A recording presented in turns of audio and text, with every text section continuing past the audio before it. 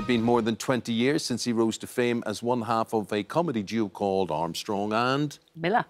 And since then, Ben Miller has gone from BAFTA-winning actor to best-selling author with his series of children's books.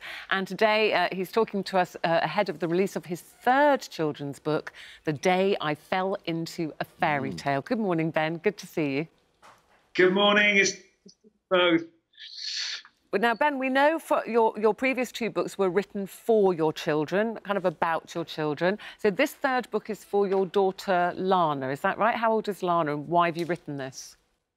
Well, Lana's actually 5 now, but she's 9 in the story. And it came about because I was wondering what was going to happen. Lana and her brother, Harrison, are very close. And it came about, I was wondering what was going to happen when Harrison goes to secondary school and Lana's still at primary school. So in the story, basically, Lana has lost her playmate. Harrison's now very serious and he wants to do his homework in the evenings and she doesn't have anyone to play with. And this mysterious supermarket called Grimm's appears at the edge of the village on the village green, and she discovers there's a trap door in the pick and mix that leads to the land of fairy tales. And of course, in the land of fairy tales is a witch and she needs her brother's help to defeat the witch, and it brings them back together as a family. Grimm's as in the Brothers Grimm? Exactly.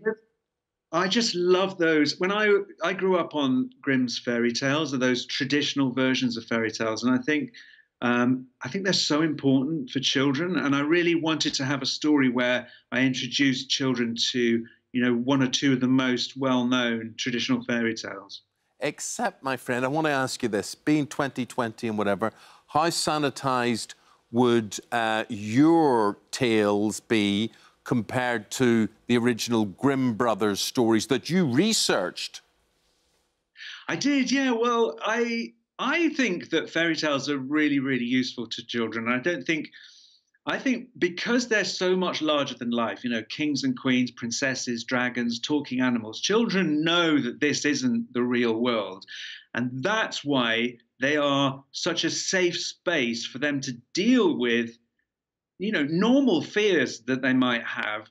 So I think there's so much in traditional fairy tales, so much. The reason the magic is there, these magical worlds, is to reassure children that, you know, it doesn't take anything more than their own heart and courage and wit to be able to triumph in life. Yeah. That's basically the message of every fairy tale. And I think that's a great message for kids. And has Lana read it? Did you run any of it past her? Did she help with any of it? Yeah. She hasn't got much choice. Yeah, so she was a captive audience. Also because I was writing it in lockdown, so you know there was no getting away from it. And also Lana is 5, and she doesn't find any of this story scary. So I think the idea is that, you know, there has to be a villain in any good story, and in this case, it's a witch. But it's sort of how you deal with it, really. It's got to be a little bit scary, but just scary enough for a child to feel that they could triumph. You know, Ben, what makes the difference? And I don't know if you do this or not. Is the voice. I am the best fairy tale storyteller there is ever. I have 4 children. And I do the most amazing voices for the big bad wolf and whatever. And he huffed and he puffed and he blew their house down. I can do everything. None of them, and the eldest is now 30 years of age, appreciated my voices. Not one of them down through the years. Tell him to stop. It's funny you mentioned that, because last night I was reading my daughter a story in which there was a prince. And I sort of found myself, you know, the princess obviously it was the Rapunzel story. You know, the princess is going to kiss the prince. I found myself slightly resenting that. So I gave the prince a really sort of doofus, you know, a kind of sort of slightly posh boy, but it's sort of... And my daughter stopped me and she said, "Daddy, he sounds really silly. Make him sound more handsome."